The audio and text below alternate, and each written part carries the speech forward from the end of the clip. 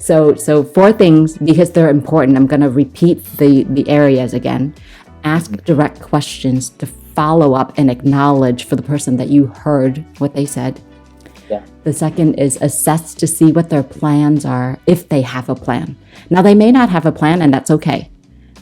So the third may be means. So if you have a plan, do you have the means to access those weapons or whatever it is, right? And then what is your intention? And that gets that time frame. So getting through these four areas gives you enough information to then know what to do. Yeah. So up until this point, we've only collected information. But the 50% of the cases have already diminished. Like if they're able to walk through with you with these four steps, half of the people have already felt heard. They felt like you've listened. Exactly. They felt like they've gotten it out.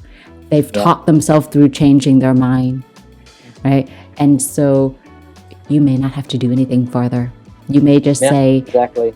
Is it okay if I follow up with a phone call with you later just to see how you feel? And that's it. And that might be all you need to do.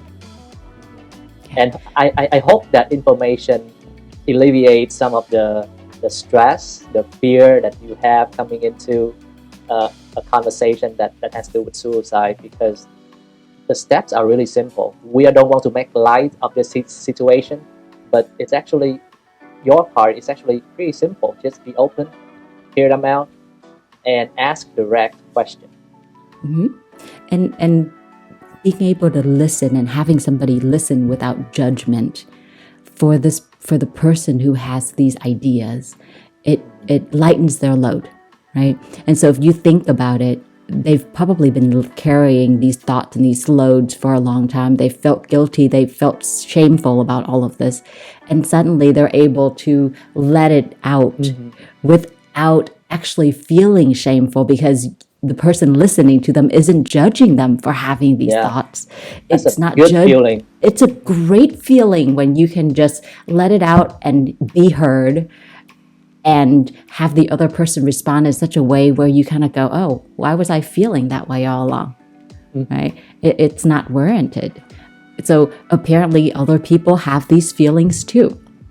Right? Yeah, that's a great feeling to know that you're not the only one. You're not the only one. Exactly. So we want to also talk about, so, obviously these steps help you understand whether or not, the person is just passively thinking. Having these thoughts but have no plan, have no intent, have no means.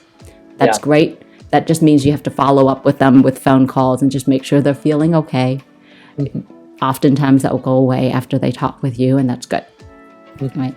The medium risk, when we were talking about risk level, the medium risk is when the person has these thoughts that are constant. They actually have a plan, and they actually have access to means. Right? But they're not motivated to carry out their plan. Yeah. So they may say, yeah, I have all those things, but you know what? I think about how this might affect my family, what that might do to me. And I'm actually a little bit hopeful that things might change for me in the future. So while these thoughts bother me, I don't intend to carry it out ever. I'm not like that, right? So good. In that case, help them, feel safe to come to you when that ever becomes a concern. You want to ask them permission to keep connection with them, right? So whenever I talk with anybody, even if it's just a friend or whoever, I might say, hey, I'm glad that you are where you are, and that we talked about this, and that you find me trustworthy to talk about this with. So would you mind if I call you once a week on this day, this time, right? So that we can continue discussion or just check in, make sure you're doing okay, right? And the reason I like this day, this time is because it's very specific. And so, and any person who thinks about taking their life might say, well, actually I have a usual schedule call with, Wa or Hui at this day and time. And if I don't answer, that's going to really alarm them. right? Mm-hmm.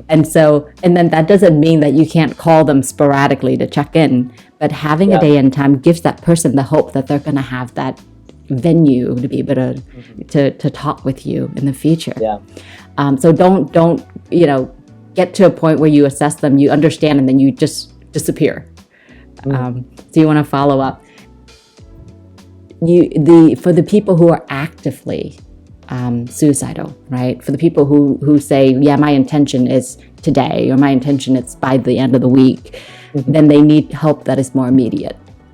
So you need to take action immediately. Don't leave it alone. Don't hesitate to call for help. And in that case, I wouldn't let them out of your sight. I would probably say, hey, I'm really concerned about this. And I care so much about you that I don't want anything to happen to you. So please let me help you. I think this may pass in the future, but you need to give yourself the opportunity to see it pass. And so one thing you might do is say, hey, why don't we call a suicide hotline together? And have them walk us through the process. We'll give you the information afterwards. Or you might say, how about we get your parents or your family involved so they can help take care of you? And in this case, you would want to call for help. Like you would want to call 911 or call an ambulance or do things like that, just so because it's urgent, it's immediate. Right? And you might offend them by doing that. Right. But they'll thank you. They'll thank you a week later. Yeah, but if you have good reason, you follow through the steps, and you have good reason to believe that this person is at high risk of suicide, you have to take action, and you will offend people as you do that. But you will save their life. You'll offend them, but you will save their life. Because if you don't offend them, they won't be around to even be mad at you. Right? And I've never seen anybody's life be saved and not go back and thank the person who helped prevent it.